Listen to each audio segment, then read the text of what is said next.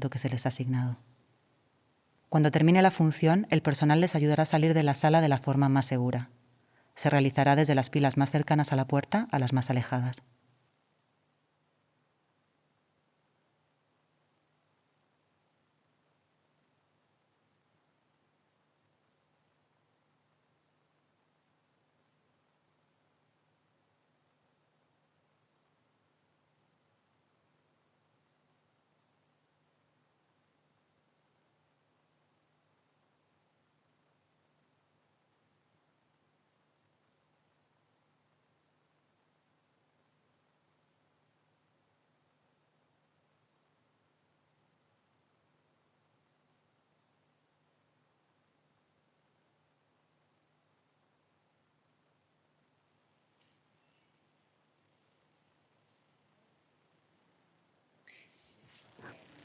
Bueno, yo creo que ya estamos, así que buenas tardes. Es una alegría verlos aquí. Realmente es una alegría ver esta sala tan repleta como puede estar en estas circunstancias.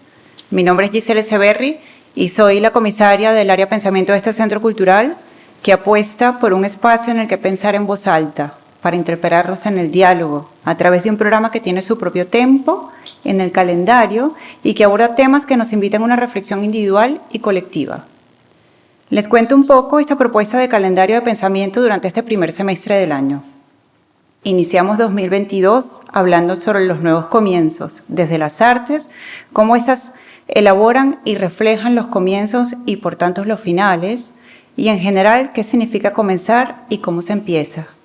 Llega la primavera y no puede pasar desapercibida la naturaleza, que se engalana, aunque no sé si para nosotros, pero así como ella no disimula su presencia, tampoco podemos disimular nuestras responsabilidades en relación con ella, en lo que atañe a su fragilidad, que también es la nuestra. Aproximándonos al Día de la Madre, los invitamos a reflexionar sobre qué es una madre y cómo se vive la experiencia de serlo, en un diálogo titulado Todas las Madres. En mayo, un año después de haber tenido la experiencia de suspender el tiempo, nos preguntaremos, entre otras cosas, si necesitamos detener el tiempo para liberarnos de su tiranía, con una conversación que explorará la idea del tiempo y sus dimensiones bajo el nombre del tiempo arrestado. Finalmente, con la llegada del verano, donde comenzamos a quitarnos las capas de ropa que nos acompañan durante todo el invierno, momento en que de alguna manera comenzamos a desnudarnos, pero en el que continuaremos necesariamente con distancias y rostros cubiertos, los invitamos a reflexionar sobre la intimidad, sobre cómo es esta posible y cómo adquiere significado en este contexto. Pero volvamos a la primavera y a la naturaleza. Sabiéndonos ahora responsables de las consecuencias de la destrucción de la naturaleza, debemos optar por una relación distinta con lo que nos rodea. ¿Estamos a tiempo de hacerlo? María Jesús Espinosa de los Monteros, periodista y directora de Podium Podcast de Prisa Radio, es quien nos presenta y modera este diálogo, donde también participan Yayo Herrero y Santiago Beruete. Lamentablemente, Rubén Hernández, editor de Rata Natural, no ha podido acompañarnos por motivos personales. Agradezco al equipo de Conde Duque, a todos los compañeros. Bienvenidos. Espero que nos acompañen en los próximos meses siguiendo el tempo de los temas de este calendario de pensamiento que es posible solo en compañía de ustedes. Gracias.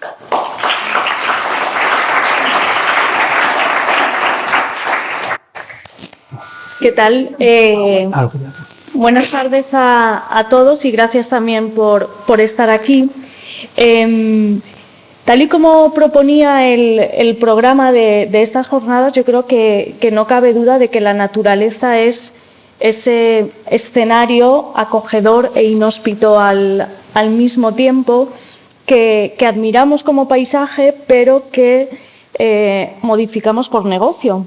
Y creo que la pandemia nos ha dejado algunos ejemplos de ello, ¿no? La pandemia nos ha demostrado, yo creo que de un modo feroz, probablemente demasiado feroz, y también global, como la pugna entre el deseo de un crecimiento económico ilimitado y el cuidado de la naturaleza puede llegar a ser absolutamente devastador, ¿no? La naturaleza, lo sabemos y hoy me gustaría mucho que habláramos de eso, no es ilimitada y esta pugna es la causante de algunos de los desastres recientes que hemos vivido.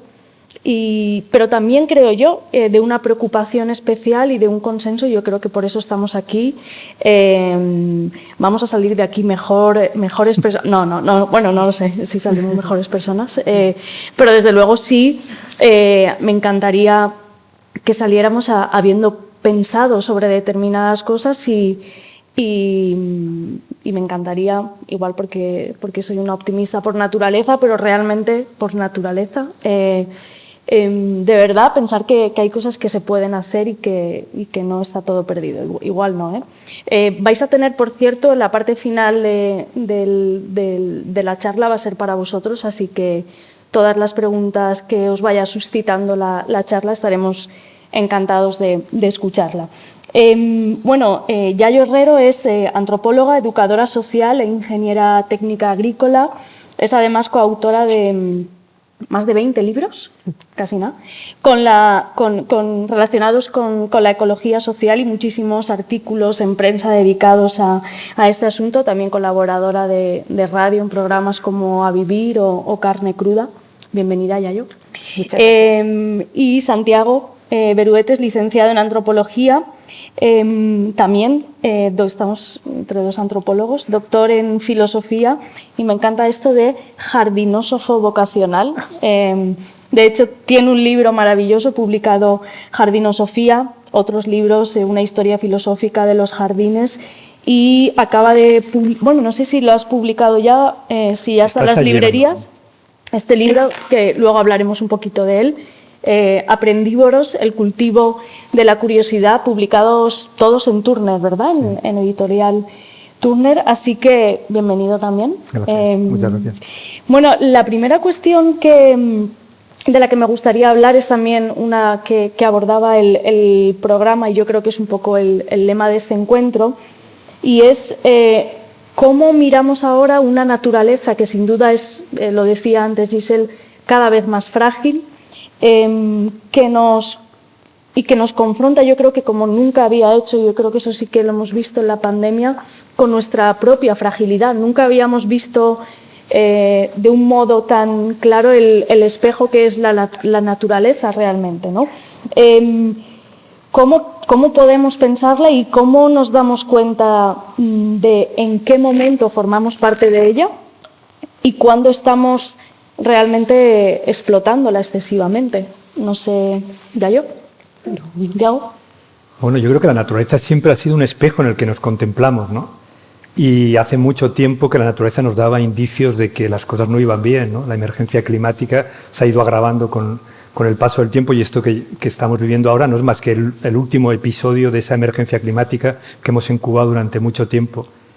Y creo que en ese espejo deformante, ¿no?, que nos vemos nuestra propia fragilidad humana, lo quebradizo que es nuestro destino, ¿no? Y también muchas veces nos imaginamos con una pretenciosidad muy antropocéntrica, ¿no?, de que el destino del planeta está en nuestras manos, cuando en realidad las plantas, que es un aspecto de mis investigaciones, estaban aquí cuando nosotros aparecimos en escena, y posiblemente si lo hacemos mal y no sabemos conciliar las necesidades de nuestra civilización con el cuidado de la Tierra y del jardín planetario, pues acabarán colonizando las ruinas de nuestra civilización, ¿no?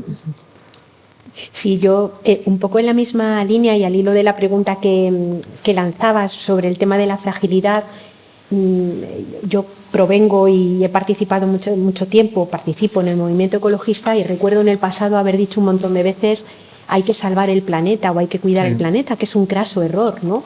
O sea, porque la naturaleza, la trama de la vida, en absoluto es frágil. Es una trama tremendamente poderosa, es probablemente la única cosa que lleva funcionando más de 4.000 años o aproximadamente 4.000 años, haciéndose cada vez más fuerte, y si hay una fragilidad es la de la vida humana en esta trama de la vida. Quiero decir que lo que hemos construido los seres humanos, nuestras formas de organizarnos, sobre todo en las sociedades occidentales, que han aprendido a mirar la naturaleza desde la exterioridad, desde la superioridad y desde la instrumentalidad, básicamente lo que terminan generando es un modelo que le declara la guerra a la vida, y pone en riesgo nuestra propia existencia, no la del planeta. Claro, somos naturaleza, pero también su peor enemigo, ¿no? Efectivamente. Acabamos... En el libro de Santiago dices, los humanos siguen dependiendo de los árboles para sobrevivir y no a la inversa. Y luego dices también que los árboles, lo que comentabas antes, aparecieron hace 380 millones de años y el género Homo solo hace que llegó al planeta hace 2 millones y medio de años. Claro. Dices algo muy bonito, dices, no parece exagerado afirmar que han tutelado nuestro azaroso deambular por el mundo. ¿Por qué entonces, me pregunto yo, esta idea del ser humano dominando la naturaleza, ¿no? de esta manera? ¿Quiénes nos hemos creído que somos? Yo creo que hemos pecado de una vanidad, de una soberbia increíble, ¿no? O sea, cuando somos criaturas del bosque, ¿no? Venimos del bosque y de algún modo esta nostalgia arborícola la llevamos internamente. Todos apreciamos cuando paseamos por una arboleda o nos perdemos unos días en el campo. Resuena en nosotros ese pasado arborícola. Recuperamos una sintonía con el entorno que creíamos perdida, ¿no? Yo creo que que a lo largo de nuestra civilización, sobre todo, perdemos la perspectiva de campo cuando pensamos que como sapiens llevamos entre 200.000 y 300.000 años pisando este planeta, pero las civilizaciones urbanas en las que surgió esta soberbia y surgieron los jardines, surgió la agricultura, surgió la ganadería, solamente tienen entre 5.000 y 10.000 años. Es decir, que nuestra historia como cazadores recolectores ha sido mucho más larga que nuestra etapa como urbanícolas, ¿no? Y la soberbia de creer que podíamos poner la naturaleza a nuestro servicio es algo que surgió con la ciudad, ¿no? Y ahora estamos, quizá, las soluciones que podamos enfrentar el cambio climático tiene que ver, yo creo, con volver a desandar un poco lo andado, ¿no? Y volver a plantearnos los retos medioambientales con una perspectiva de campo más amplia, ¿no? Que solamente nuestro pasado civilizatorio de sociedad urbana, ¿no? Yo durante la pandemia, por cierto, no sé si hay algún tipo de estudio sobre esto, pero conocía muchísima gente que empezó a aficionarse por las plantas, porque era como una manera de tener un trocito de la naturaleza. La venta de bulbos y la venta... Sí, es verdad, ¿no? O sea, que, bueno, esto era más por mi encuesta de mis amigos, pero creo que realmente... Sí, es así, real. Se vivió, pues eso, la posibilidad de tener esos trocitos de naturaleza en casa. Sí. Yo creo que la pandemia ha sido, si lo pensamos, como una oportunidad de poder tener un pequeño minuto de lucidez, desde mi punto de vista, para mirar algunas cosas, ¿no? Yo ahora vivo en un pueblo y lo noté menos, pero he vivido toda mi vida en la ciudad de Madrid. Y recuerdo que hablaba con mis amigos y mis amigas confinadas y te planteaban, bueno, huele la primavera, se nota, oyes cantar pájaros con todo el tema del confinamiento, ¿no? Hay cosas que pasaron en ese momento que creo que nos deben hacer pensar, ¿no? Por ejemplo, el nivel de la calidad del aire en las ciudades de todo el mundo mejoró brutalmente con la pandemia. Es decir, los indicadores de calidad del aire mejoraron enormemente. Y es un drama, desde mi punto de vista, pensar que hay que respirar, aprovechar para respirar sin enfermar, en medio de una desgracia que se nos ha llevado a los abuelos, que se nos ha llevado un montón de gente mayor sin poder abrazarla, que nos ha proscrito hasta los abrazos y los besos, ¿no? Y creo que es una manera de ver que tenemos un problema grande cuando la política pública, la forma de consumir, la forma de movernos, no pone en el centro, digamos, el poder respirar sin envenenarnos, y tiene que ser una desgracia la que mejora la calidad del aire. Es decir, si hay una oposición tremenda entre poder respirar sin enfermar y que la economía funcione, lo que sucede es que hay una oposición entre economía y salud, entre economía y planeta, entre economía y vida buena, y en esa oposición se nos desangra la vida, ¿no? Por tanto, la necesidad de tener que mirar una forma de organizar la vida en común que no nos ponga en riesgo, que no nos arroje de este planeta al que pertenecemos y del que formamos parte, yo creo que es una enorme prioridad que ha podido ser vista al menos durante algunos momentos de esta pandemia. Muy de acuerdo con lo que dices. Yo diría una cosa que has empezado a decir antes, ¿no? Que es la celeridad, ¿no? Esta maldición de la pandemia ha tenido una inesperada bendición, que ha sido que los ritmos se han ralentizado. Y entonces nos hemos encontrado quizá tiempo para contemplar, para ver pasar el propio tiempo, para perderlo.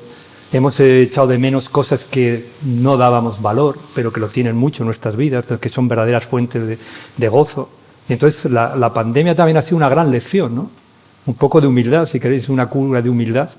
Y nos ha recordado, pues eso, ¿no? Que en esta locura de este crecimiento ilimitado y de poner por delante los intereses económicos a cualquier otra cosa, estamos sacrificando hasta la propia calidad del aire que respiramos, ¿no? Nos ha permitido igual sacar la cabeza del caos en el que vivimos, ¿no? Habitualmente. Claro, yo creo que la cosa es ver un poco cómo organizar, porque a la vez esa percepción de que puedes respirar se da mientras un montón de gente pierde sus empleos, mientras un montón de gente queda confinada en sus casas, muchas veces mal ventiladas o lo que fuera, ¿no? O sea, lo que quiero decir es que permite vislumbrar que en este momento existe una oposición entre lo que llamamos economía y lo que llamamos vida, que son dos cosas contradictorias.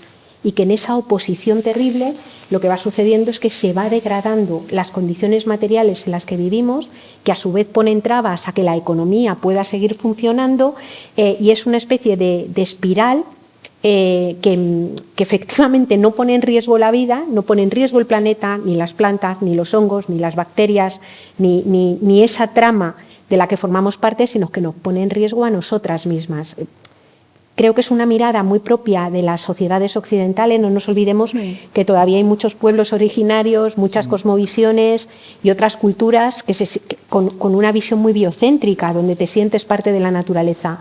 Pero yo creo que el modelo de progreso, el modelo incluso de conocimiento, de ciencia y la economía le sucede. Yo estoy muy de acuerdo con lo que tú planteabas hace algún momento. Es como que la vida humana transcurrió durante miles de años pegada a los cuerpos y pegada a la tierra, y de repente despega ficticiamente, y en el momento de máximo despegue es cuando se asientan conceptos como el de producción, conceptos como el de crecimiento, conceptos como el de individuo suelto que no existe, ¿no?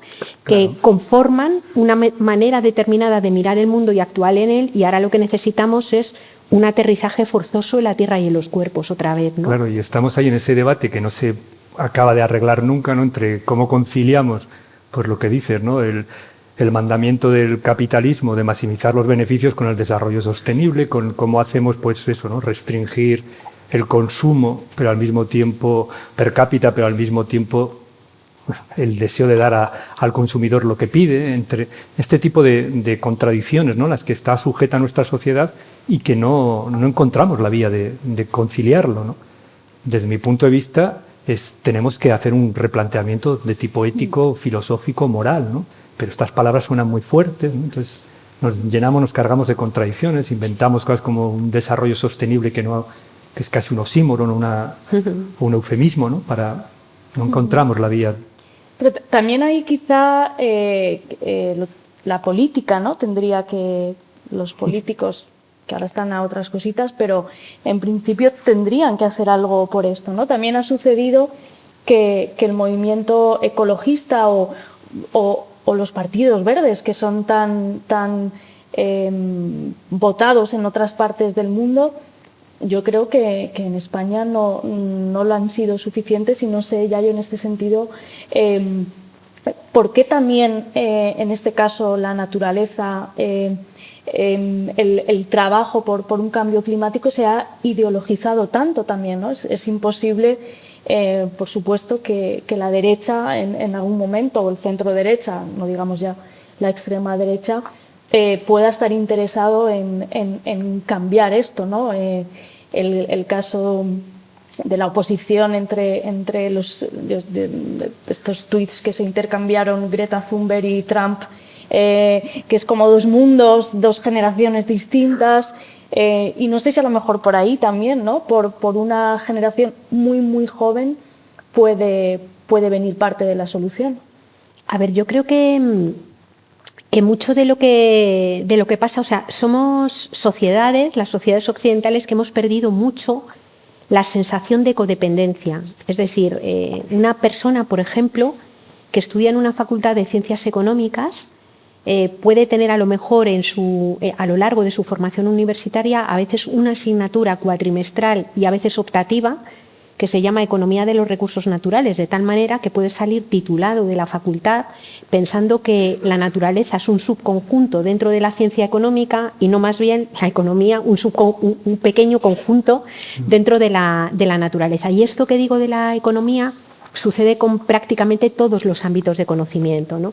Entonces, lo que sucede es que en buena medida, pues cuando dices, ¿qué diferencia hay entre Greta Thunberg y Donald Trump? Pues no es solamente la edad, la generación, hay un tema de conflicto importante de intereses. Es decir, la cuestión del cambio climático empieza a aparecer en Estados Unidos como preocupación en los años 50, 60 y quien lo pone de manifiesto es precisamente Exxon, la empresa energética, que empieza a denunciar, empieza a advertir que se produce esa situación, ¿no? Aquello podía haber generado en aquel momento un cambio que era posible hacer y que hubiera permitido entonces sí hablar de desarrollo sostenible. Y la opción que se tomó fue para no perjudicar el negocio extractivista y el negocio de la industria fosilista en aquel momento, del cual dependía otra mucha vida, porque en este momento podríamos decir que comemos petróleo en el sistema mundializado y de producción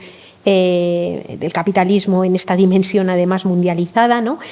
Pues lo que se opta es por meter cantidades ingentes de dinero para crear o sembrar las dudas sobre el cambio climático. Y esto ha venido durando prácticamente hasta hace 5 o 6 años, ¿no? Ahora tenemos a claros negacionistas, yo creo que como Donald Trump o Bolsonaro, por ejemplo, que su mayor logro es que nos creamos que son negacionistas. Porque el foro de Davos, los documentos estratégicos de los grandes ejércitos ponen como primer problema el cambio climático. Son bien conscientes de lo que sucede, ¿no? Es más bien a nivel de gente, a nivel de personas normales, donde no miramos esa realidad. Y creo que no la miramos por ese sentido de pérdida de dependencia y, por otro lado, porque en una sociedad que ha sacralizado el dinero, en donde más que tener necesidad de comer alimentos, beber agua, tener casa o respirar aire limpio, tenemos la necesidad del dinero, que es lo que te sirve como salvoconducto para entrar a los demás. Y eso termina alimentando una especie de lógica del sacrificio. Vivimos en sociedades en donde todo merece la pena ser sacrificado con tal de que la economía crezca.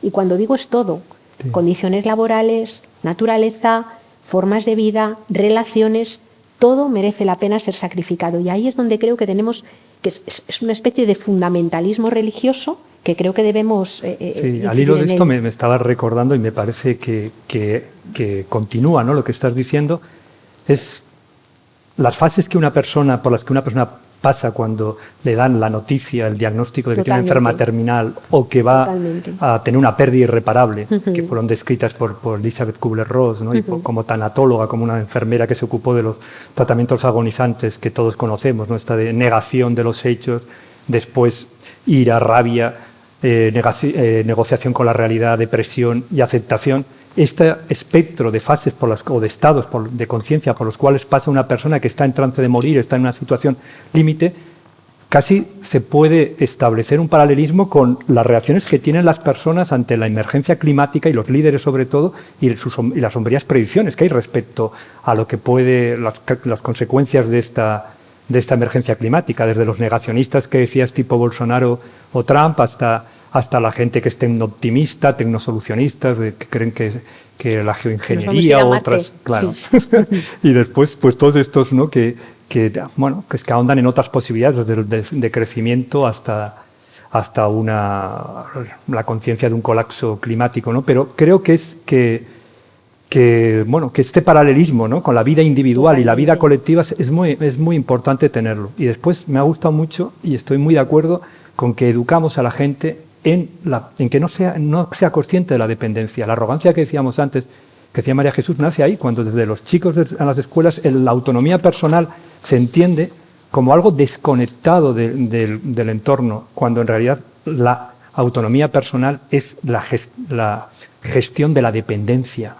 me parece a mí. Claro, o sea, es más bien hablar como de un sistema de autonomía interdependiente. Esto es lo que yo creo. Con las personas y con la naturaleza. Y con el entorno. Entonces, claro, y al contrario, estamos creando unas individualidades aisladas, o sea, reforzando el aislamiento, encapsulándolo en individuos que se ven, que creen que su propia realización es negar todo tipo de dependencia, no solo en el ámbito, diríamos, con la naturaleza, sino en el emocional, incluso en el político, en el social. O sea, tiene una lectura todavía más...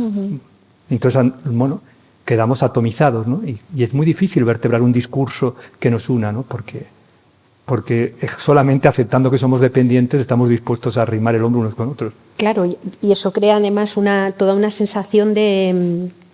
Quiero decir, cuando uno cree y además se constituye como individuo independiente, autónomo, desde la alimentación como de una especie de triple falsa emancipación, es decir, considerarte emancipado de la naturaleza, emancipado casi de tu propio cuerpo y sus límites, y emancipado del resto de las personas, ¿no? Y eso genera una cultura en donde el cuidado y la cautela están mal vistos. Totalmente. Porque al final el riesgo, el ir más allá, el superar cualquier tipo de límite, es decir, muchas veces cuando vemos que se considera en la sociedad un héroe es aquel que da la vida por la causa. Pero ¿qué pasa cuando la causa es la vida? Cuando tener la vida por causa implica cuidar, implica cautela, implica el freno, implica tener cuidado, ¿no?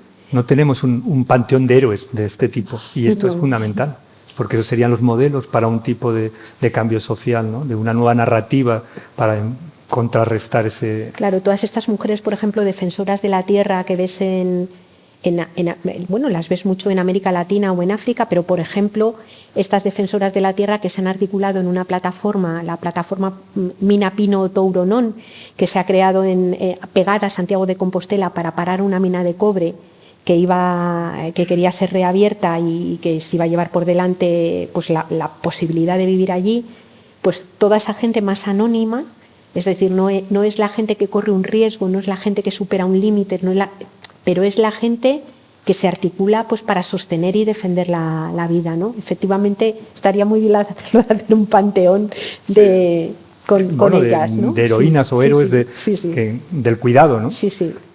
Porque claro, parece que todos los héroes tienen que ser eso, los que desafían los límites, los que, encarnan la arrogancia que decíamos al principio. No existe el héroe prudente, ¿no? De alguna manera, o el héroe que... Mira, y nosotros que venimos de la filosofía, esa era una de las virtudes que tenía, según Platón, los pensadores, la sabiduría, nació de la prudencia.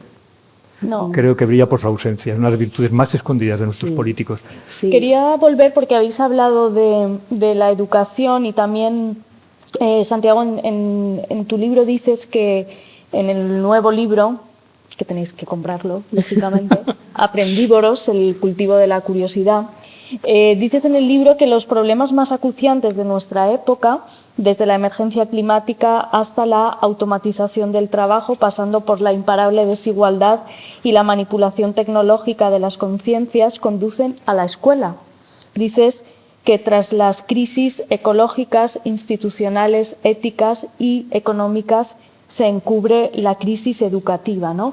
Por un lado ha dicho Yayo antes, como hay muchísimos chavales que a lo largo de su formación escolar quizá una o dos veces han tenido una asignatura, pero yo voy un poco más allá, ¿no? Una de las cosas que también se ha movido, se ha tambaleado durante la pandemia ha sido una crisis educativa muy fuerte, porque para ellos sí que se les ha parado, ¿no?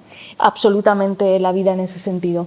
Y me preguntaba, y también relacionado pues, con todos estos protocolos que estamos viviendo, si no era un buen momento el sacar un poco a los chavales del aula y a lo mejor llevarlos precisamente a la naturaleza para que aprendieran otras cosas, y allí donde de alguna manera respirar es posible, porque en un aula es bastante más fácil contagiarse o que haya todo ese tipo de peligros. Entonces, quería preguntarte, por un lado, de qué manera esta crisis climática ha incidido en la crisis educativa y por qué no tenemos esa cultura en nuestro país, que yo creo que en otros sí que existe, de sacar a los chavales fuera a aprender no en un libro, sino en la naturaleza de verdad, que es... Pues queda mucho camino por recorrer, María Jesús, en ese sentido, creo yo. O sea, y desde luego ahora, más que nunca, necesitarían salir a la naturaleza.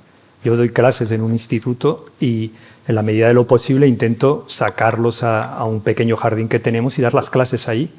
Pero es poco para lo que necesitan. O sea, yo creo que soy de los que creen que casi todos estos problemas que estamos hablando y comentando aquí tienen un comienzo de solución en la escuela. Si no hacemos ese cambio hacia una cultura del cuidado, hacia una ética del cuidado, en la escuela no tendrá éxito en la sociedad. Tenemos que alterar, cambiar la manera que tenemos de educar a los chicos, ¿no?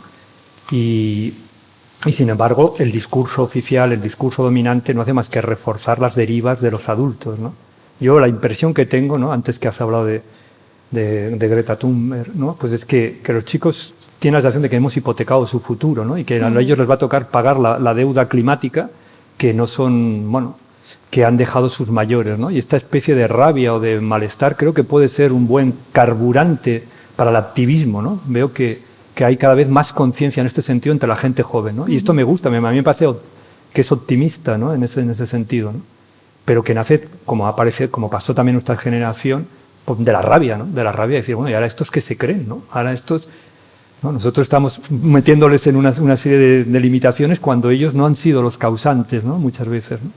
Entonces, bueno, creo que desde luego que en las aulas se gesta el futuro de los países, ¿no?, y que es ahí donde hay que incidir, ¿no?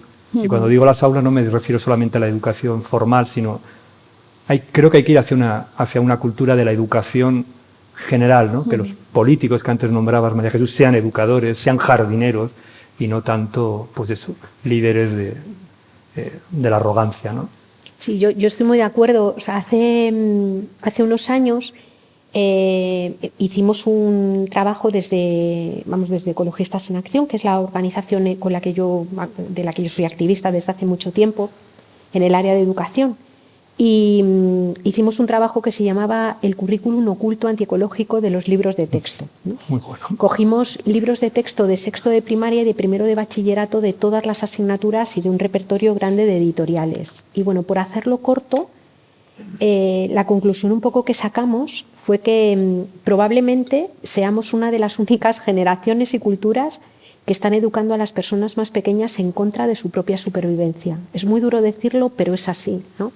Es decir, luego eso no quita para que obviamente haya equipos docentes, profesorado súper comprometido que intenta ayudar a mirar, digamos, esa naturaleza a la que pertenecemos, esos cuerpos en los que vivimos encarnadas, encarnados, nombrar a las personas que los cuidan, visibilizarlas, ¿no?, que hay muchas, ¿no?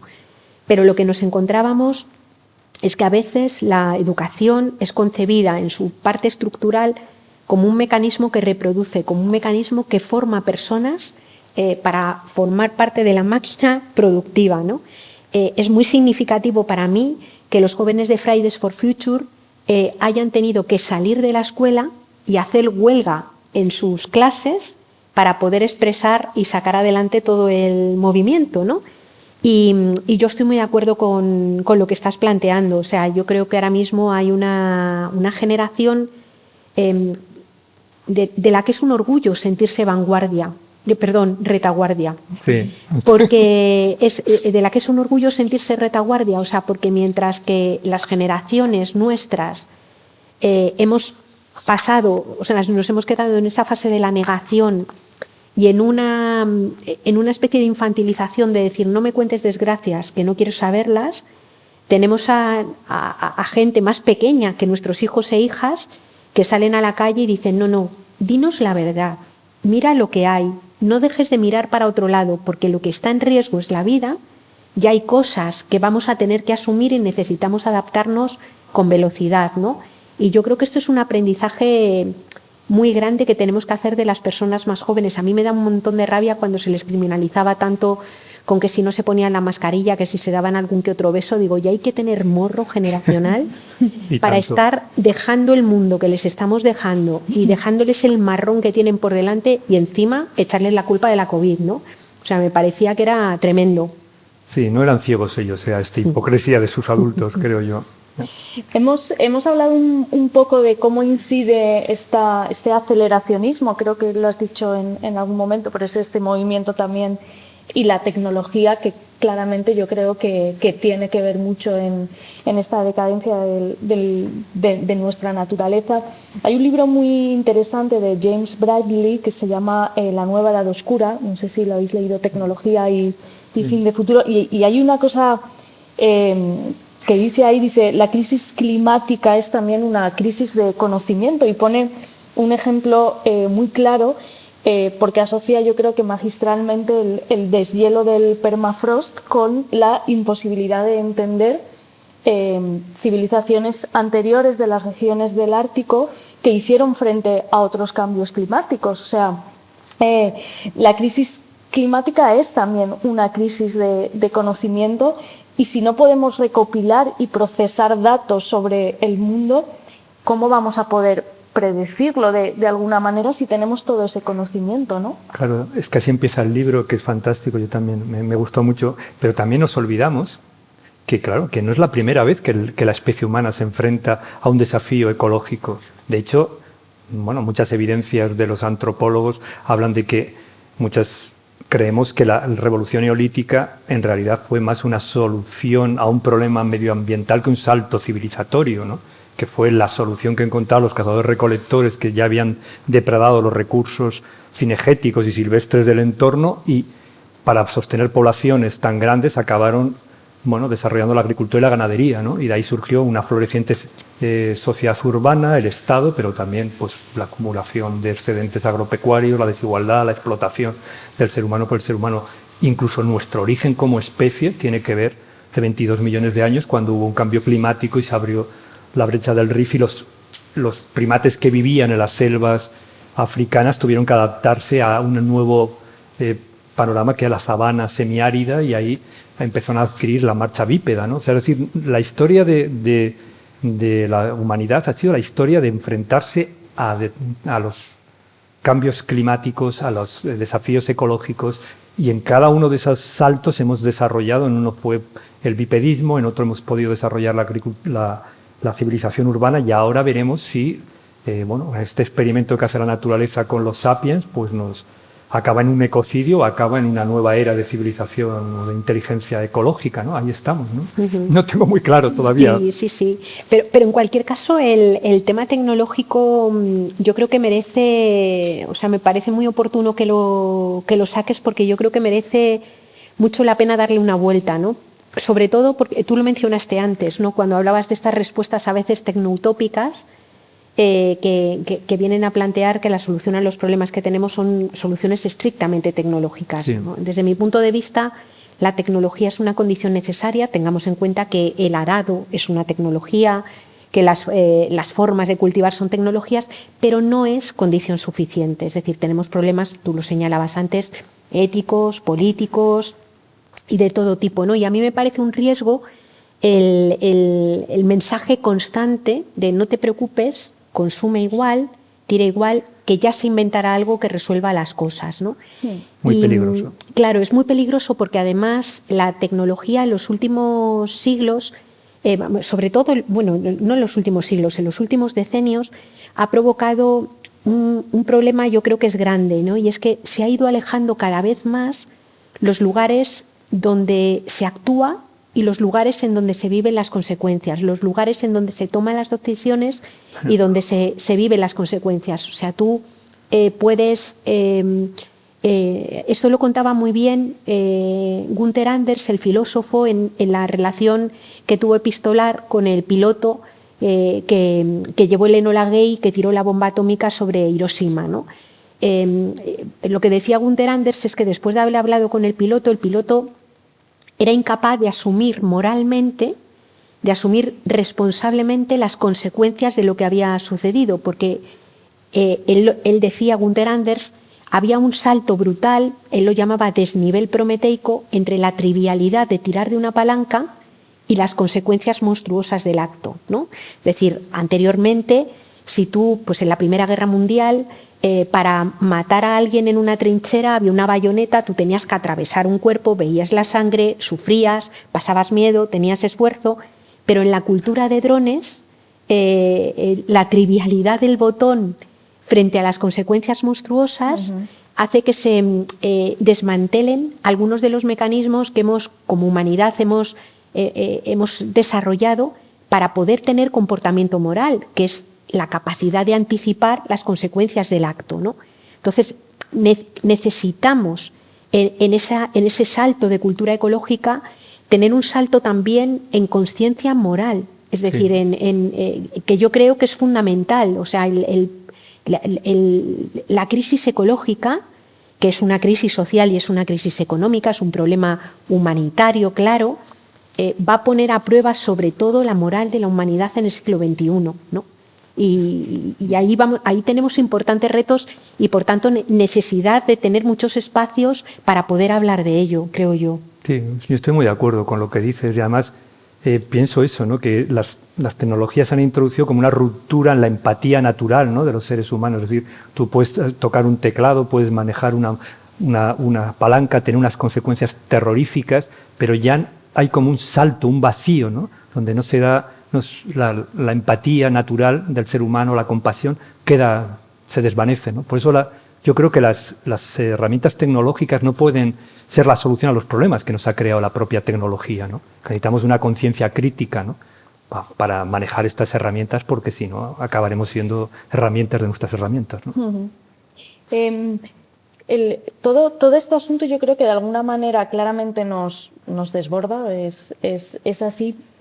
Y a mí me da la sensación de que todos aquellos que quizá no estén tan familiarizados como podéis estar vosotros, lógicamente, con el problema al que nos enfrentamos, un poco la pregunta que se hacen es, joder, ¿por dónde empiezo yo a que el cambio climático no... ¿Qué hago? ¿Reciclo? O sea, voy a reciclar. ¿Es suficiente reciclar si luego me voy de vacaciones y cojo aviones de low cost? O sea, realmente yo entiendo que para un ciudadano puede ser muy contradictorio todo el tiempo, porque probablemente todo el tiempo estemos haciendo cosas que vayan en contra de ese cambio climático que queremos combatir, ¿no? No está hoy Rubén, pero, por ejemplo, la editorial Errata Naturae durante la pandemia hizo algo muy interesante, hizo un parón absoluto, dejó de publicar. Alguna de las cosas que decía Rubén es que la cadena del libro era insostenible por muchas cosas, ¿no?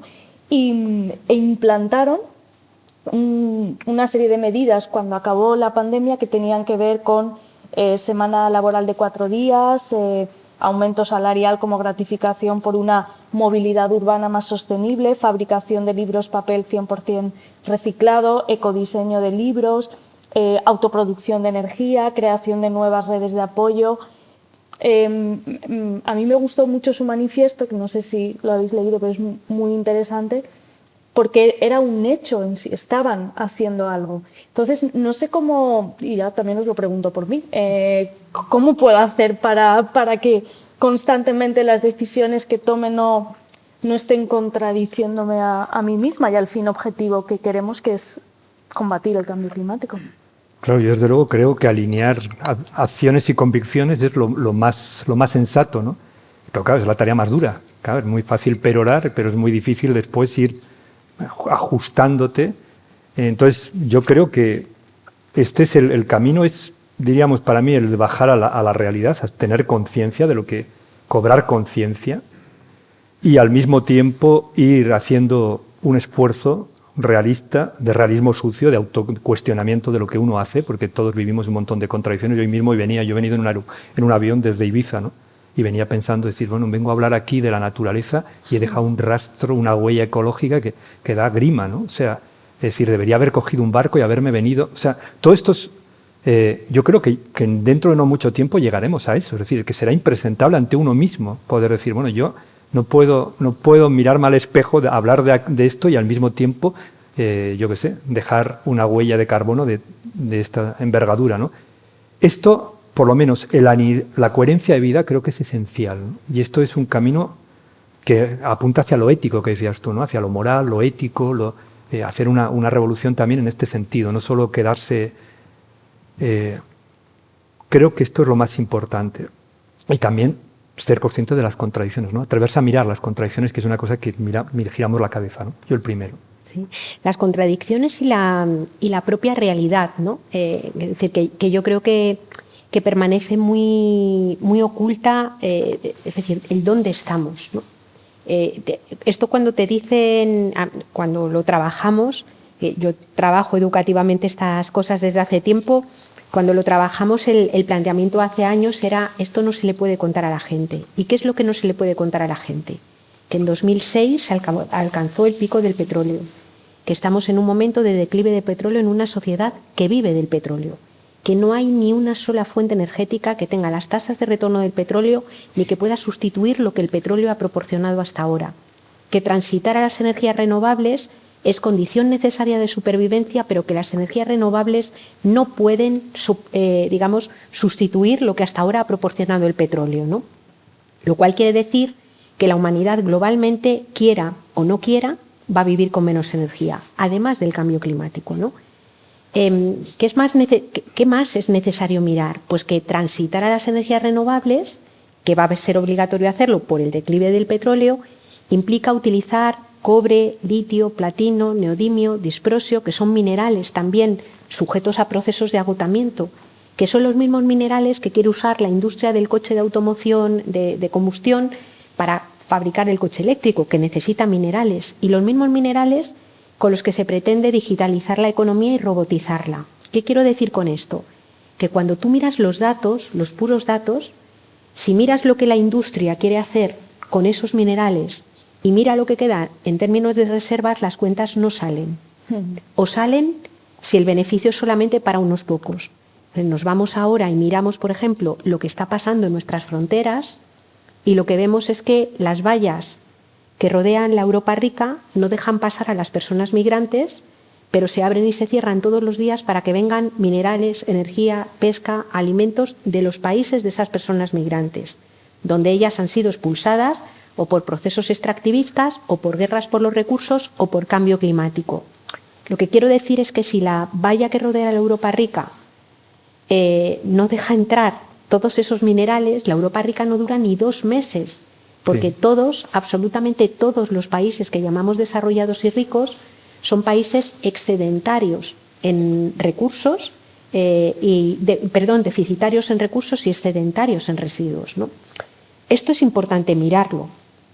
Es importante mirarlo porque, en primer lugar, ofrece el panorama de que hacer crecer la economía como creció desde 1945 hasta los años 80 en Europa, en los sectores donde se creó el estado de bienestar, no se va a poder producir nunca más. Por eso la palabra clave, la palabra clave es menos, cuando nos referimos a lo material. Menos energía, menos materiales. Y ese menos, es decir, ese principio de suficiencia, tiene que ir de la mano con el principio del reparto. Porque no es menos todo el mundo, es que hay gente que ya está en pobreza energética, es que hay gente que no tiene alimentos suficientes, es que hay gente en otros lugares del planeta que vive en unas condiciones, por tanto, ese menos es para quienes consumimos, me estoy refiriendo a lo material, mucho más de lo que nos corresponde, ¿no? Por tanto, todo lo que lleve al menos y además hacerlo colectivamente, porque es más divertido, porque es más fácil, esas serían las claves. Yo tengo yo le añadiría una cosa que estoy muy de acuerdo con lo que decía yo, de verdad. Pero, claro, este discurso oficial, el que la mayoría de las personas estamos recibiendo, es que intentamos, de alguna manera, mantener nuestro estilo de vida, incluso, en el mejor de los casos, aceptar cambiar nuestra forma de entender el mundo y la naturaleza, pero sin cambiarnos a nosotros mismos. Y esto es imposible. Esto lo acabas de describir y es imposible. Esto exige una revolución muy grande. Y ahora creo que cobra mucho sentido lo que has dicho antes. Es decir, resulta que estamos en los centros educativos enseñando a los pequeñajos con un currículum oculto contrario a su propio futuro, ¿no? Entonces, esto es un indicio muy claro de que esto es algo más que una hipocresía. Esto es un intento de que en la cabeza de esos niños conciliar lo inconciliable, ¿no? Es decir, tenemos que cambiar esto. Hay que ir hacia otro tipo de narrativa, hacia otro tipo de discurso, otro tipo de educación, y donde educar a la gente en la dirección que estás diciendo, ¿no? O sea, menos es más. Menos energía, menos consumo, menos esfuerzo, menos competencia y mucho más. Una horizontalidad, ¿no? Y dependencia, asumir la dependencia. A mí me parece que eso, cuando has dicho del currículum oculto de los jóvenes, creo que realmente es un indicio muy significativo, porque pasa desapercibido, pero es un dato muy sangrante, muy revelador, me parece a mí. Yo tengo una pregunta más y luego, si tenéis alguna, pues estupendo. Hablabas de la educación y yo creo que también los medios de comunicación de alguna manera también deberíamos tener esa labor de educación, y no sé, Yayo, tú que por ejemplo has escrito y colaborado en diferentes medios, en El Diario sobre todo, pero también en otros, durante tanto tiempo que has puesto tú en la agenda todos estos temas, yo creo que la pandemia también ha traído alguna cosa buena, como hemos dicho antes, y una de ellas es pues cómo, por ejemplo, las secciones de ciencia de los periódicos se han leído más que nunca, o cómo, por ejemplo, hace unas semanas el País inauguró una sección de medio ambiente que antes no existía. No sé si crees que, esto aquí en España, pero en Estados Unidos, trabajos que se han hecho en todos los periódicos, también en otros países, si crees que de alguna manera esta preocupación por la naturaleza se mantendrá por parte de los medios de comunicación, y si crees que efectivamente durante este tiempo, aunque fuera por necesidad y por supervivencia propia, nos hemos preocupado más y hemos leído y escuchado más todos estos temas. A ver, yo creo que hay una filósofa que se llama Isabel Stengers, que a mí me gusta mucho, que lo dice de una forma muy gráfica, ¿no? Dice que ha llegado un momento en el que se ha producido la intrusión de Gaia. ¿A qué se refiere ella con la intrusión de Gaia? Pues a que de repente, aunque tú no quieras mirar la naturaleza ha irrumpido en la política y ha irrumpido en la economía, y hay que mirarla quieras o no quieras, porque ya el cambio climático, la cuestión del declive de los minerales, o por ejemplo la pandemia, que como muy bien nos ha contado un divulgador excelente como es Fernando Valladares, por ejemplo, investigador del CSIC, tiene tanto que ver con la pérdida de biodiversidad. Digamos, todos esos elementos han irrumpido y se han convertido en agente político, un agente con el que no puedes negociar, pero que está ahí, ¿no? Y entonces yo creo que los propios medios de comunicación, donde hace años te costaba la vida, no hablar del reciclaje o hablar de lo verde así en términos light, pero meter temas estructurales costaba un montón, ahora mismo entra más. O sea, a mí, se me hicieron los ojos, se me pusieron como platos cuando me llamaron del País para pedirme una columna sobre decrecimiento, que era como la gran bicha, lo que no se podía hablar, y todavía se sigue sin poder hablar casi en ningún lugar, ¿no? Entonces, yo creo que han ido entrando cosas. Bien es verdad que cuando apuntas a las causas estructurales todavía cuesta mucho. Es decir, por ejemplo, señalar que hay empresas del IBEX 35 que financian proyectos extractivistas y que están detrás de la amenaza, de la criminalización y cuando no, del asesinato de defensoras de la tierra en otros lugares, ahí sí que cuesta mucho poderlo meter, ¿no? Pero yo creo que va entrando y hay mucha gente que intenta buscar porqués, que intenta entender, porque la perplejidad que ha supuesto que un virus se extienda en cuestión de 15 días por todo el mundo y que lo ponga todo patas arriba, hace que muchas personas en ese cultivo de la curiosidad, de repente un montón de personas digan, ostras, pero ¿cómo puede ser esto? ¿No? ¿Qué ha pasado aquí con este virus? ¿De dónde sale? Y entonces es momento, o hay gente que se interesa por qué es eso de la biodiversidad, que es más que una colección de bichos, o qué papel juega el cambio climático y demás, ¿no? Es decir, que yo creo que efectivamente el estar empezando a vivir las consecuencias del problema abren el campo, abren un campo que antes no estaba y ahora nos coloca en otro escalón del trabajo, y es buscar las causas estructurales para evitar que nos vayamos por el camino de las falsas soluciones que puedan hacer más profundo el pozo en el que estamos, ¿no? Sí, yo la única cosa que añadiría es eso, ¿no? Que los mitos de nuestra civilización, uno de los mitos que ha traído la pandemia, lo ha socavado, lo ha puesto ahí, es el mito de la permanencia, ¿no? De la continuidad. Parecía que la civilización humana, bueno, con mejor o peor manera, te encontraría las soluciones tecnológicas para resolver todos los problemas, y de repente nos estamos encontrando que un pequeño criatura que no podemos ni ver pone en tela de juicio, en jaque mate a todo nuestro modo de vida, ¿no? Y esto nos da una sensación de fragilidad, de vulnerabilidad, que es como hemos empezado esta charla, pero también es una cura de humildad, y también nos vuelve un poco a la tierra, nos vuelve otra vez a lo básico, ¿no? A lo elemental. Y entonces yo creo que pues ese aprendívoro que llevamos todos dentro se hace preguntas, ¿no? Y cada vez preguntas quizá más agudas y más certeras, ¿no? Y por ahí quizá vislumbremos un camino, ¿no? Bueno, por culpa de esta criatura, ¿cómo lo has llamado? Minúscula, que no podemos ver, no podéis utilizar micrófono. Pero si hay preguntas por ahí, yo no llevo gafas, pero que alguien hable. Bueno, mira, sí que estoy viendo allí. Buenas tardes. Espero tener suficiente potencia con mascarilla y micrófono. Me pongo muchísimas gracias por esa presentación y por las ideas que habéis planteado, que son estupendas y hacen muchos casos.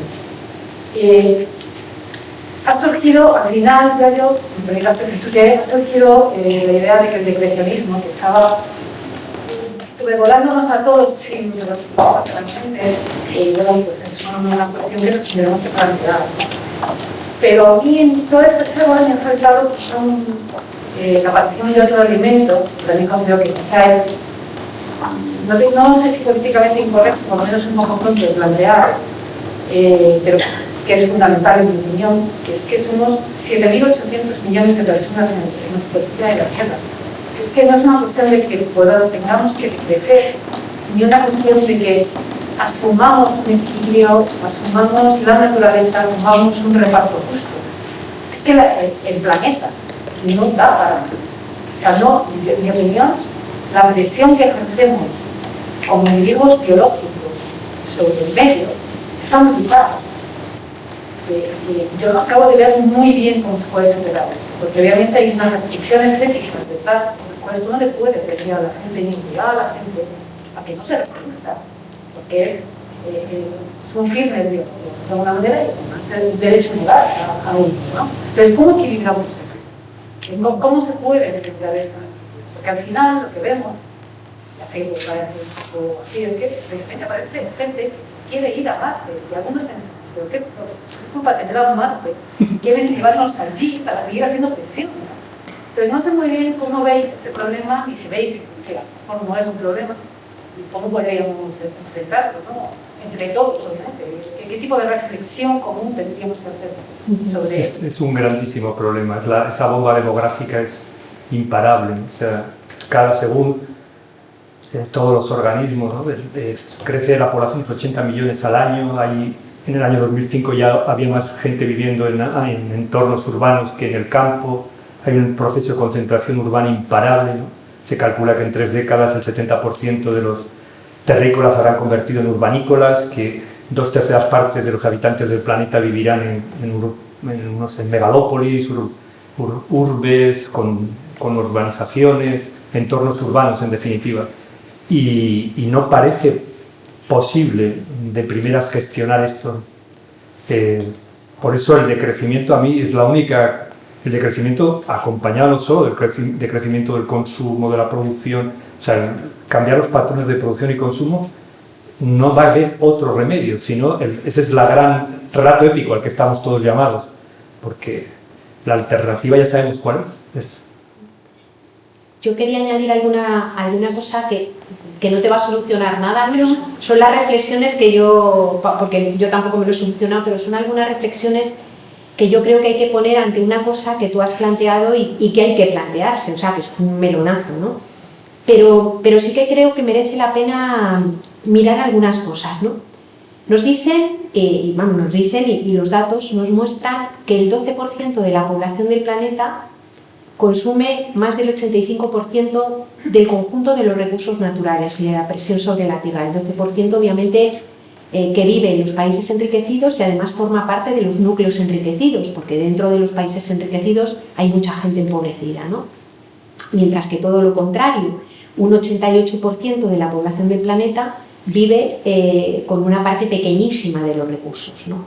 Planteo esto lo vemos muy bien con un dato, por ejemplo, con un indicador que suele manejar la economía ecológica que se llama huella ecológica, que es una transposición a unidades de superficie de tierra, hectáreas globales, de la cantidad de tierra que hace falta para que un país, una persona, una ciudad sostenga el estilo material de vida, o sea, energía, materiales y tal, ¿no? Bueno, los voy a decir de memoria, pero creo que me lo sé bien. Si en este momento toda la población del planeta viviera materialmente como la media de una persona en el Estado español, nos harían falta prácticamente 3 planetas.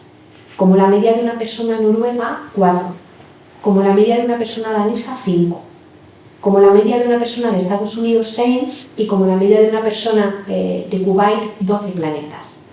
Y tenemos uno parcialmente agotado. Lo que quiero decir con esto es que ese decrecimiento de la esfera material de la economía opera fundamentalmente en las sociedades ricas, ¿no? Y ahora os preguntaría, ¿cuál es el país más densamente poblado del planeta?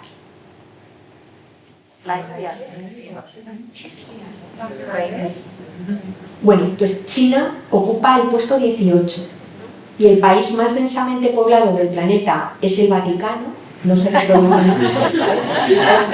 Y luego Países Bajos, lo que es el centro de Europa. O sea, lo que quiero decir es que lugares más densamente poblados del planeta, donde las huellas ecológicas son mayores, son los lugares en donde hay menor natalidad, ¿no? Planteo esto porque puede haber digamos, y a veces, desde algunos lugares, se plantean, y esto es lo que se denomina, es una de las vertientes de lo que se suele denominar ecofascismo, plantean que los culpables, digamos, de la crisis ecológica son precisamente aquellas poblaciones que se reproducen en mayor medida, que tienen más hijos e hijas y son los que presionan. Cuando te vas a los datos, la presión se está produciendo de una forma absolutamente brutal, precisamente en lugares donde los consumos son mucho mayores. Y es obvio que una criatura nacida en España o en Alemania tiene una huella ecológica que no es comparable a la de un montón de criaturas nacidas, por ejemplo, en Somalia. Esto hay que tenerlo en cuenta, igual que, por ejemplo, todo el despegue demográfico brutal que se produce en la humanidad, se produce, esto es muy bruto decirlo, ¿no? Pero no se produce porque nazca más gente, sino porque nos morimos mucho menos. Es decir, entonces hay que encontrar un equilibrio entre el deseable aumento de las esperanzas de vida, obviamente, y cómo nos reproducimos, ¿no? Y ahora viene el tema de decir, ¿cómo se puede controlar la reproducción, ¿no? Bueno, pues hasta ahora hemos tenido algunas experiencias que sobre todo han sido brutales con las mujeres, ¿no? Las esterilizaciones forzosas, por ejemplo, que Fujimori puso en marcha en Perú, un ejemplo. O la política de un solo hijo en China, que dado que la costumbre cultural es que la herencia se produzca por la línea paterna, lo que hicieron fue que se generaran un montón de abortos de fetos femeninos, selectivos, incluso procesos de infanticidio femenino, que han terminado generando otro mogollón de problemas demográficos, de desequilibrios, que radican en la trata, en el secuestro de mujeres, es decir, que tienen un peso importante. Lo que sí que es cierto, y existe una fuerte correlación entre el control de las mujeres sobre su propia reproducción, el no pasar hambre, con la disminución de las tasas de natalidad. Es decir, en todos los países donde la gente tiene las condiciones materiales de vida relativamente resueltas y las mujeres controlan su propia reproducción, las tasas de natalidad disminuyen de una forma tremenda. O yo creo que la emancipación de las mujeres, su control reproductivo y la lucha contra la pobreza, que viene a ser lo mismo que la lucha contra la excesiva riqueza, son vías que creo que al menos podrían apuntar mejor, ¿no?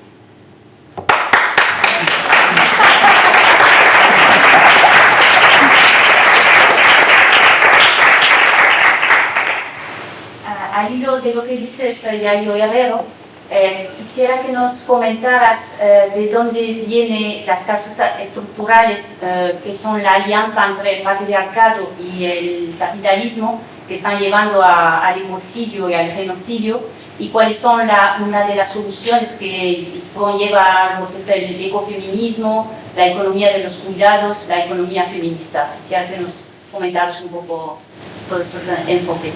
Sí, bueno, a mí además me apetecía compartirlo contigo según estabas hablando, digo, porque es que apuntaba bastante algunas de las cosas que planteabas antes, ¿no? O sea, yo creo que el patriarcado es un orden social que no es solamente que los hombres manden más que las mujeres o sean más poderosos que las mujeres, ¿no?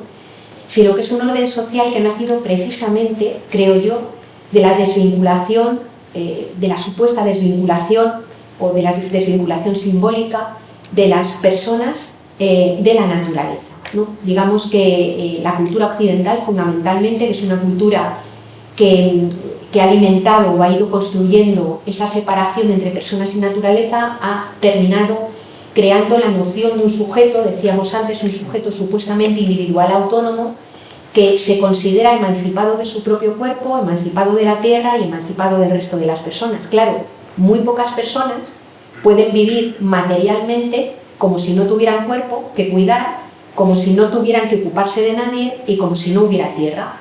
Ese es un sujeto que tiene el privilegio de que haya otras, fundamentalmente, que cuidan a las criaturas, que cuidan a los mayores, de que haya otras que cuiden incluso su propio cuerpo y además que se considere, digamos, que la economía puede cortar el cordón umbilical con la tierra. Para mí esa es la noción de sujeto patriarcal, que está mayoritariamente encarnado en cuerpo de hombres, pero puede estar encarnado también en cuerpos de mujeres, ¿no?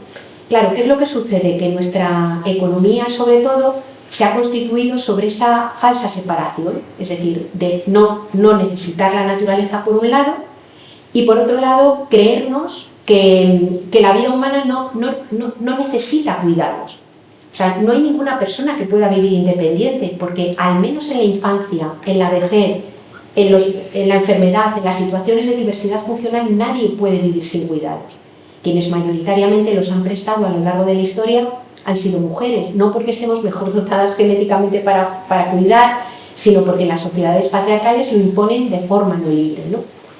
Cuando miramos, uniendo lo que se plantea desde el ecologismo con lo que plantean muchos feminismos y lo ponemos en común, lo que nos encontramos es que, y a mí me parece que es muy potente la idea, nos encontramos con la necesidad de orientar nuestras economías y nuestras políticas hacia lo que se llama el enfoque de la sostenibilidad de la vida. Es decir, es preguntarnos qué hace falta para sostener las vidas, qué es lo que no puede faltar para que ninguna de las personas que estamos aquí hayamos podido llegar desde que nacimos hasta el día de hoy estando vivas.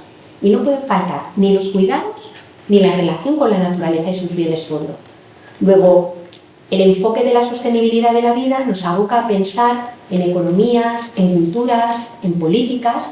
Decimos que pongan la vida en el centro, es decir, que tengan como radical prioridad el sostenimiento de las condiciones de vida y el ajuste a los límites físicos del planeta, obviamente con criterios de reparto de todo, con una corresponsabilidad que no solamente entre personas, entre hombres y mujeres, entre personas vivan su cuerpo como lo vivan y vivan el deseo como lo vivan, sino también entre instituciones, políticas públicas y personas, ¿no? Oyéndote, me estaba viniendo a la cabeza una frase mítica, ¿no?, del segundo sexo de Simone de Beauvoir, que es uno de los libros fundacionales del feminismo, ¿no?, que decía: él es el sujeto, él es el absoluto, ella es la alteridad, ¿no? Si en vez de él ponemos el animal humano o el primate humano y en ella la naturaleza, pues tenemos una especie de fórmula de Simone de Beauvoir también de esto, ¿no?, de decir, al final el animal humano se ha desvinculado, se ha convertido en el señor, se ha convertido en el absoluto y se ha desvinculado de la naturaleza, ¿no? Y hay que volver a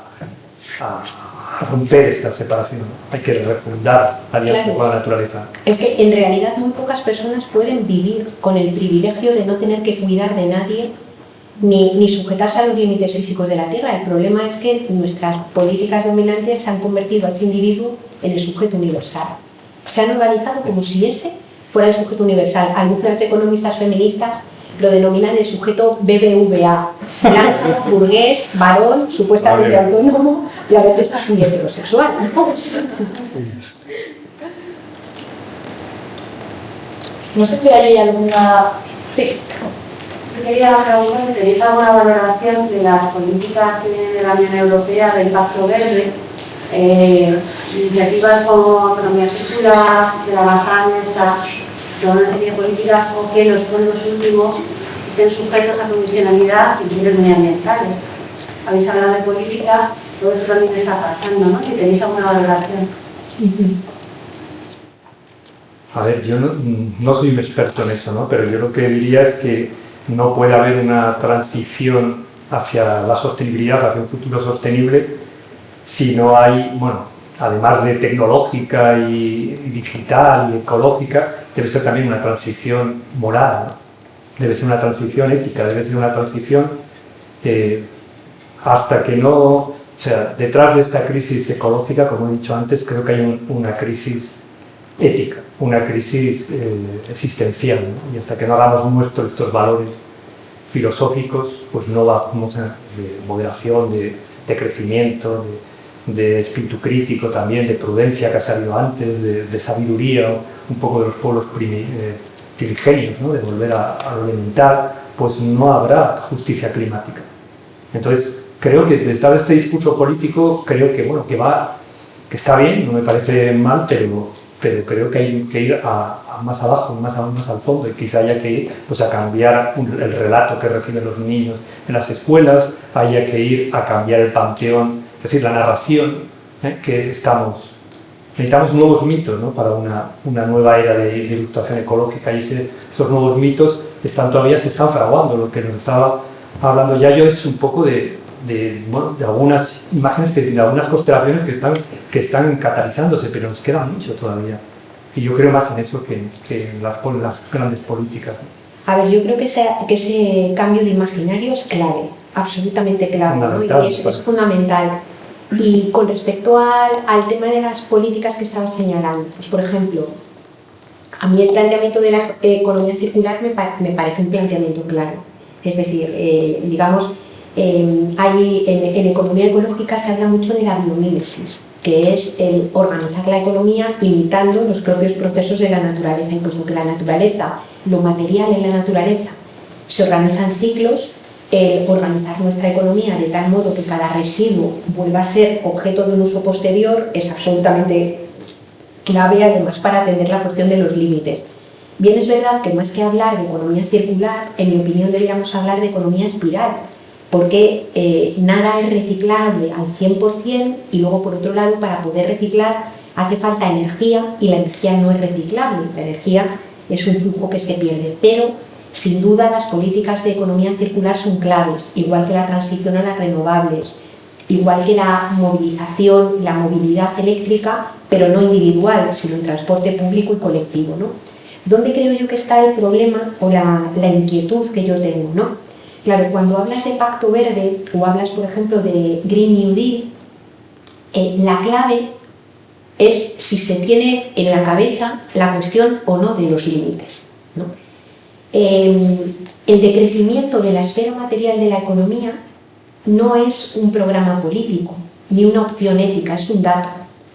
La economía va a decrecer materialmente sí o sí en lo global, por declive de petróleo, por declive de minerales, por pérdida de agua fértil, por cambio climático. Es decir, que, digamos, en la cantidad, en las toneladas de materiales, de energía, de agua o de tierra que vamos a utilizar en el sistema económico global, el decrecimiento es un hecho. Lo que sí cambia es cómo se aborda ese decrecimiento. Y puede ser por una vía económica que siga blindando los privilegios de unos pocos, expulsando cada vez a más gente a los márgenes y a la precariedad, o puede ser por una vía en la que asumamos esos principios de suficiencia, de reparto, de organización, que requerirán en cualquier caso de la economía circular, de las energías renovables y demás, ¿no? Lo que quiero decir con esto es que a mí me da la sensación, por lo que estoy viendo, que los fondos, por ejemplo, los Next Generation de la Unión Europea, son fondos que están muy marcados y en este momento están muy mediatizados por...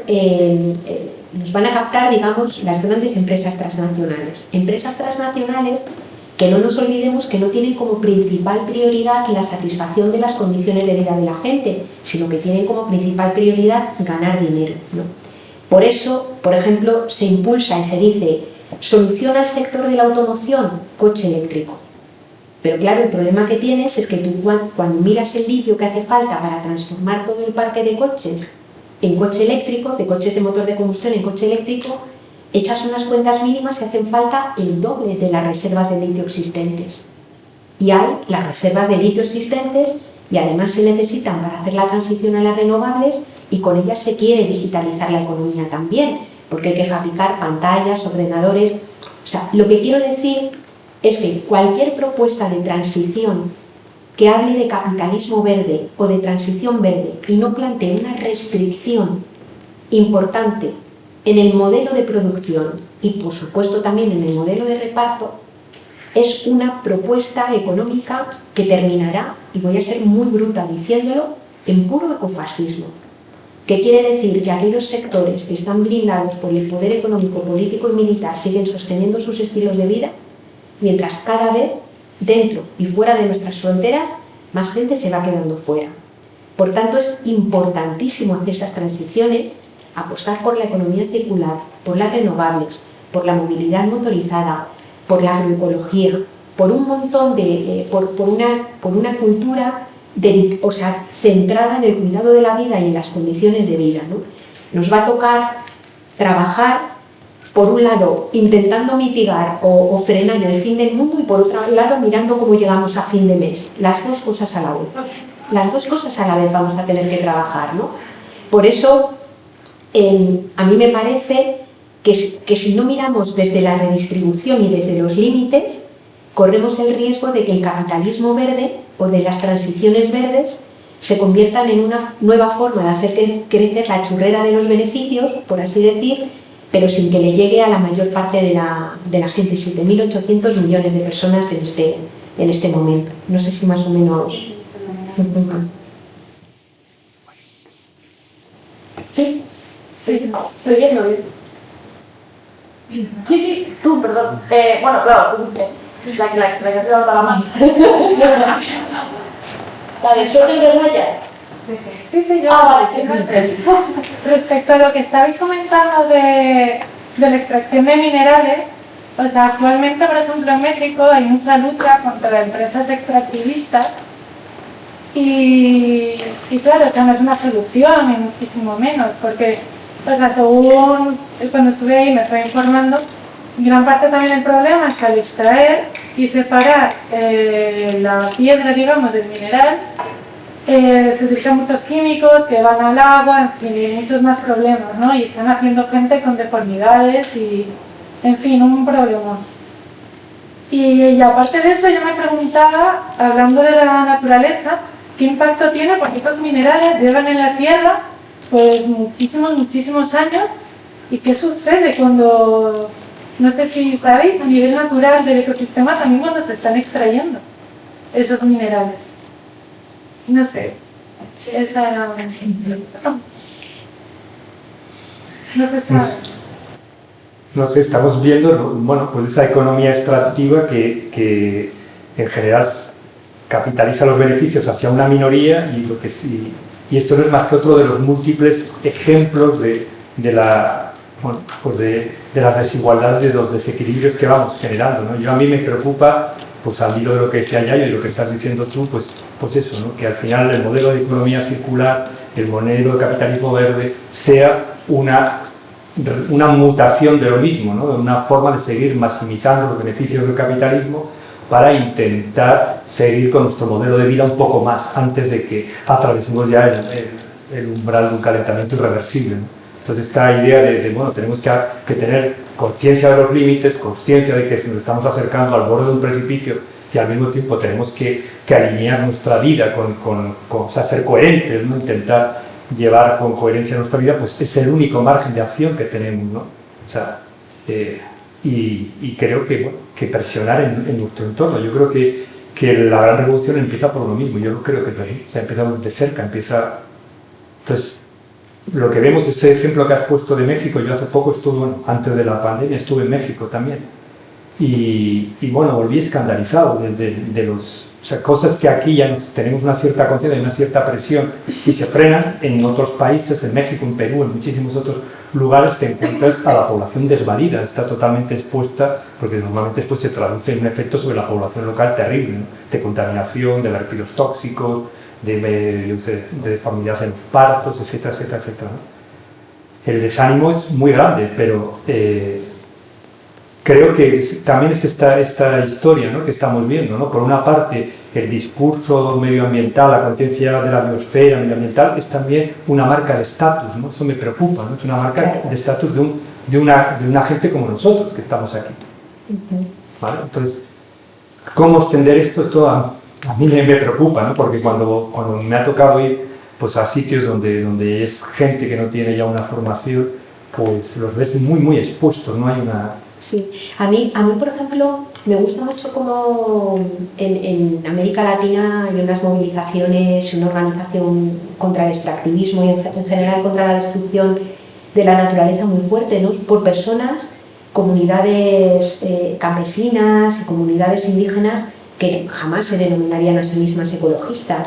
Todo lo más han llegado a considerarse como defensoras de la tierra, porque el concepto, incluso el propio concepto naturaleza, sí, está dentro claro, el concepto naturaleza, ¿no? es un concepto totalmente ajeno a la cultura de muchas personas, de muchos pueblos originarios que no se han acostumbrado a mirar la naturaleza como algo, como un objeto separado de nosotros y nosotras, sino que están plenamente inmersos en ella, ¿no? Ellos hablan de territorio, lo que fuera, y viven en territorio. De hecho, las mujeres indígenas y los pueblos originarios de América Latina ya se hablan del territorio tierra y del territorio cuerpo, como los dos territorios que habitamos y que es preciso defender de esta actividad. En este caso estamos hablando de la minera, que destruye la tierra, pero destruye también los cuerpos, ¿no? O sea, el nombre que le ponen es brutal a ese tipo de zonas, se llaman zonas de sacrificio, ¿no? Es decir, han sido caracterizadas, no digo que los gobiernos las llamen zonas de sacrificio, digo que en la literatura, digamos, de las ciencias sociales, se les denomina zonas de sacrificio y verdaderamente son zonas en las que la vida es sacrificada en el territorio y tal. Yo no sabría, por ejemplo, a nivel geológico, no sabría decirte qué repercusión tiene extraer mineral de la tierra, ¿no?